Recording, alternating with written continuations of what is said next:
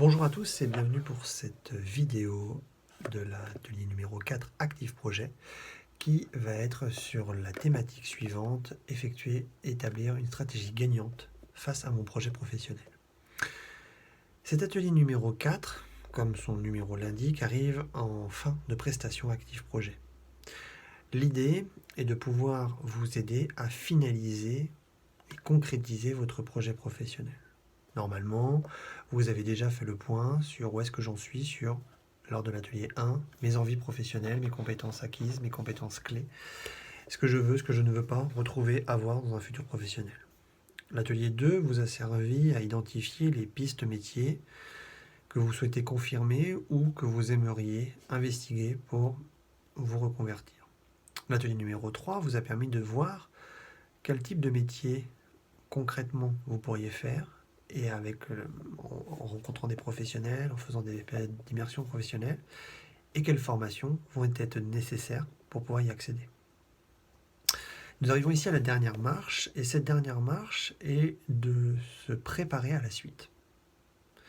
Même si votre projet est bien ficelé, même si votre projet, désormais, vous voyez comment le matérialiser, il faut toujours se dire que votre projet, qui va peut-être nécessiter une formation à réaliser, qui va sans doute nécessiter de rechercher un nouvel employeur, va peut-être être semé entre guillemets d'embûches. C'est-à-dire que peut-être qu'il y a des choses que vous aviez prévues qui ne vont pas se réaliser comme convenu. Peut-être qu'il y avait des choses que vous pensiez que ça allait se passer d'une certaine façon qui ne va pas se passer de cette façon-là. Et donc l'idée, c'est toujours de bien garder le cap par rapport à cela, d'une part. D'autre part, anticiper. La formation ne va pas être une fin en soi. La formation, quand vous allez faire cette formation de reconversion, va vous permettre de pouvoir vous acquérir des choses. Mais juste avoir une formation, ça ne s'arrête pas là. Après, ce qui va être important, c'est de pouvoir convaincre des employeurs que désormais que vous avez fait cette reconversion, que vous avez fait cette formation, vous êtes apte, motivé et que vous êtes le meilleur choix qu'ils puissent faire pour pouvoir accéder au poste que vous visez, qu'ils proposent. C'est pour ça qu'il est très important que vous puissiez bien consolider votre projet. Dès maintenant, n'hésitez pas à regarder les offres d'emploi qu'il va pouvoir exister et sur lesquelles vous pourriez vous projeter professionnellement face à votre projet. N'hésitez pas aussi, pour ne pas avoir de déconvenus sur la suite, de commencer à regarder les offres d'emploi à l'instant T qu'il existe. Et est-ce que c'est souvent des offres en CDI, en CDD, ou c'est débutant accepté qui est indiqué, ou c'est plutôt des gens avec de l'expérience que l'on recherche, etc. Vous avez un site internet qui est très intéressant, qui est élaboré par Pôle emploi, qui s'appelle La Bonne Boîte. Donc vous tapez sur Google La Bonne Boîte ou sur la barre de tâches labonneboîte.fr. Ce site internet vous permet d'identifier dans le quoi un domaine d'activité, celui sur lequel vous souhaitez vous reconvertir et que vous visez, et le où, le lieu géographique autour duquel vous souhaitez travailler plus tard. Et là, il va vous indiquer les entreprises qui ont récemment déposé une offre d'emploi sur pôle emploi.fr dans ce domaine-là d'activité que vous visez. Cela va vous permettre d'une part de pouvoir vous dire, tiens, pour la suite, une fois que j'aurai fait ma formation de reconversion, je vais pouvoir postuler dans ces entreprises-là. Et puis de regarder un petit peu si les pistes professionnelles que vous visez sont plutôt des pistes où il y a des offres régulièrement, ou au contraire, les offres d'emploi sont plutôt rares, et que peut-être c'est notre mode de fonctionnement qu'il faut viser, qu'il faut mettre en interne, etc. N'hésitez pas également à mettre à jour vos réseaux sociaux, votre profil LinkedIn. Parce que durant la formation de reconversion que vous allez peut-être faire, ou à l'issue de la formation, ça va peut-être être via le réseau d'anciens élèves, peut-être via le réseau des lieux où vous avez fait votre PMSMP, dont j'ai parlé lors de l'atelier numéro 3, qui vont vous permettre d'obtenir des opportunités d'embauche. Et créez-vous un réseau, même si c'est un réseau virtuel, créez-vous un réseau de personnes qui peuvent être susceptibles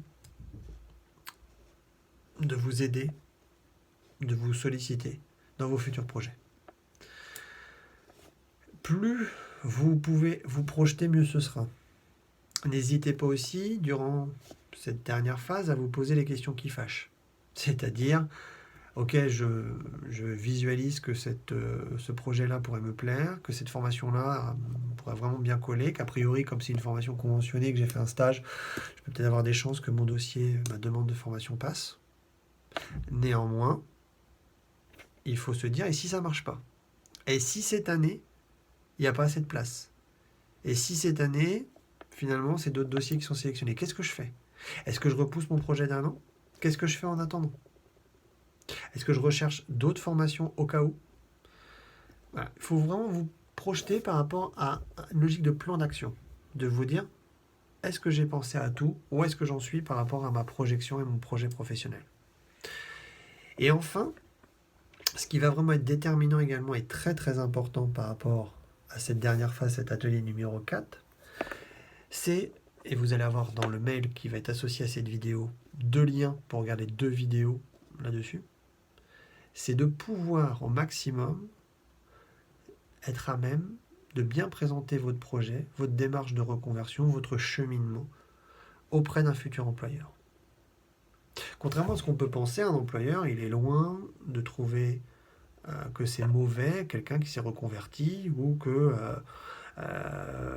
il préférerait trouver quelqu'un avec des compétences déjà opérationnelles.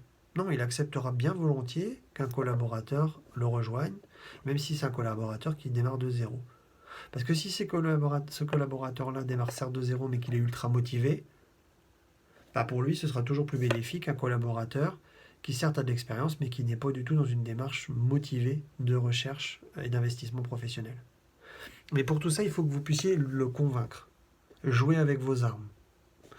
Moi, je souhaite que vous puissiez m'engager parce que je viens de faire une formation de reconversion. J'avais un métier entre les mains, j'ai choisi de tout remettre en question parce que je suis très motivé, très passionné par le futur domaine d'activité que vous proposez. Je viens de faire une formation de reconversion, donc les compétences clés liées au métier que vous visez et que vous faites, je les connais, elles ont été actualisées, ce sont des compétences vraiment que je maîtrise et que je viens de découvrir, sur lesquelles je viens de m'investir. Votre motivation, c'est votre passeport, votre sésame, face à quelqu'un qui va postuler, qui est peut-être lui pas en reconversion, mais qui justement n'est peut-être pas sur un investissement aussi fort que vous, ce que vous souhaitez. Donc c'est vraiment ça qui va devoir faire la différence. Donc n'hésitez pas, rendu où vous êtes rendu, le fait que là votre projet est extrêmement bien travaillé, maintenant on voit bien que si vous avez passé toutes ces étapes-là, c'est que votre projet est sérieux, à le confronter. N'hésitez pas avec vos proches à vous lui dire, à leur dire, j'envisage de me reconvertir vers ça, voilà les démarches que j'ai faites, voilà pourquoi je pense que ce projet-là peut être intéressant pour moi, voilà les atouts que je pense avoir, voilà la formation que je vise, pour voir si lui, il a des objections par rapport à ce que vous lui évoquez.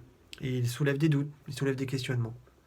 Et vous, que vous puissiez voir comment vous pouvez répondre à ces objections, à ces questionnements. Ça va vous permettre de vérifier que votre projet est solide, consolidé. Et encore une fois, nous sommes à la fin de la prestation, mais nous ne sommes pas à la fin totale de la prestation. On arrive aux alentours des 8 semaines d'accompagnement. Et donc, il reste encore 4 semaines, ou 2 semaines, ou 1 semaine pour consolider votre projet. Si vous sentez qu'il y a encore des petits points où c'est à affiner, vous n'êtes pas serein par rapport à ça, il vaut mieux vraiment les travailler. Pour être sûr que votre projet, même si comme par définition tout projet, il y a une petite zone d'incertitude, mais que votre projet soit au maximum sécurisé. Plus vous allez être dans la sérénité, plus vous allez être sûr de votre coup, plus vous allez croire en votre projet, et plus ça va se voir lorsque vous allez argumenter les choses. Et ça, c'est extrêmement important par rapport à votre futur professionnel. C'est vous, votre avocat, le principal avocat de votre futur professionnel. Donc de toute façon, là, tout ce que je vous viens de vous évoquer, c'est quelque chose que vous confronterez avec votre consultant analyse et action, qui vous dira, est-ce que vous êtes sûr de votre coup, vous avez pensé à tout, quels sont les risques liés au projet que vous faites, quels sont les atouts, en quoi vous êtes sûr que même s'il y a ça qui ne se passe pas comme convenu, vous saurez vous retourner par rapport à cela, etc. Ce sera extrêmement, extrêmement, extrêmement important. J'espère que vous avez pu apprécier ces différentes vidéos et je vous souhaite bonne continuation dans vos projets et un très bon investissement.